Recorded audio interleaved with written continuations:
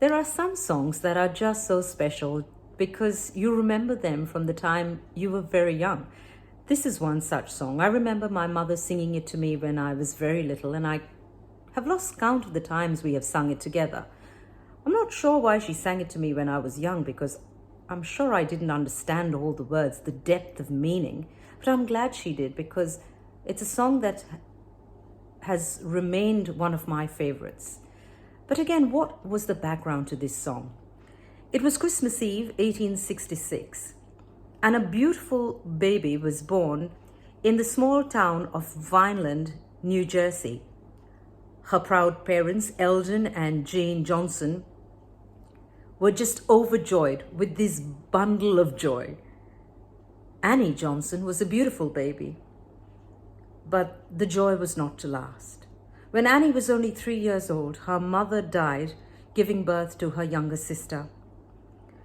The father, Mr. Johnson, also suffered from an incurable disease, and not too long afterwards, he passed away too, but not before he left his children to the care of the Flint family. And that's how Annie got her full name, which was Annie Johnson Flint. The Flints were Baptist, and they raised the two girls in the faith. And it seems that Annie was only 8 years old when, at a revival meeting, she realized her deep need for God. And for the rest of her young life, she was not just happy with the love of God in her own heart, but she was able to share that love with anyone she came into contact with. In fact, she was such a kind-hearted, merry and vivacious person who got on with boys and girls at school that it was only natural for her to train as a teacher, which she did. And very soon she was offered a teaching position. Now, it was in her second year of teaching that she began to realize that her movement was becoming very limited. By the third year, she could hardly move. Arthritis was crippling her. And soon after that, both her adopted parents died in quick succession, leaving her and her younger sister, who was also very frail in health, practically all alone in the world.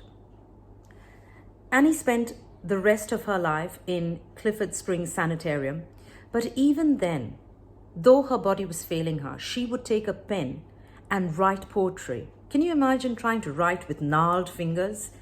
If any of you have arthritis, I'm sure you can sympathize with Annie, and yet she kept writing. She kept spreading the love of God. And she said that she wrote these songs and these poems so that she could comfort others. But I don't think she could have written these poems had she not experienced pain and suffering and heartbreak and loss herself. And I think that's why her songs are just so touching. So this song, God Has Not Promised Skies Always Blue, is a beautiful song. And truly, when times are good, we enjoy life. We often forget to thank God. When things go bad, we say, oh, it's an act of God. But God has not always promised smooth pathways. Remember, he sent his only begotten Son and lost him for a period while he hung on the cross for you and for me. So I hope we'll be able to sing the song. If it's a new song to you, I hope you learn it and sing it along with us. God has not promised.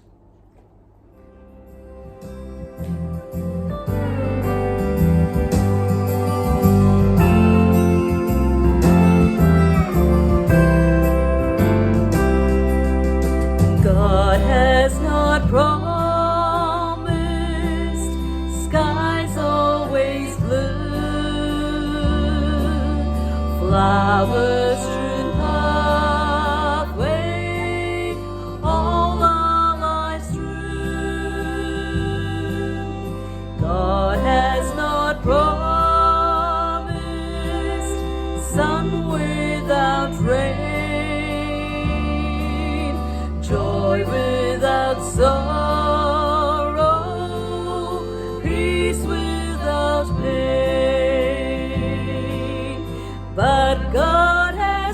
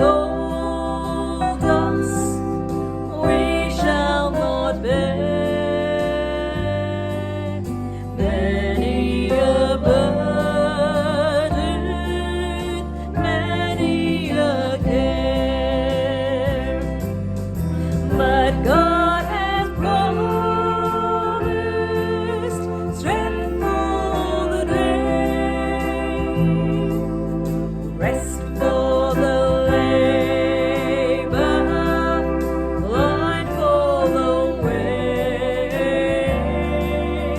grace for the trials, help from above, unfailing kindness, undying love. God has not promised smooth road and wide, swift easy travel, needing no guide, never a mountain rocky and steep,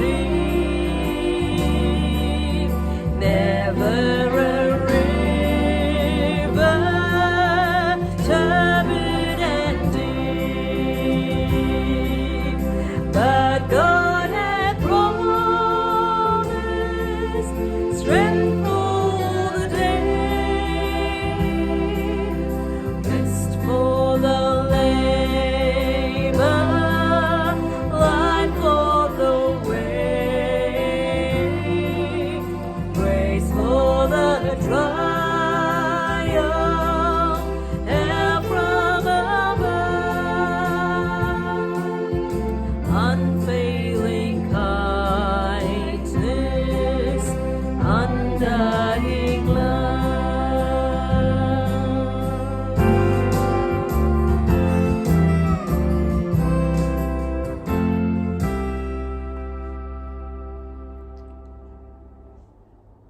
All of us do not have the strength not to complain when we are going through trials.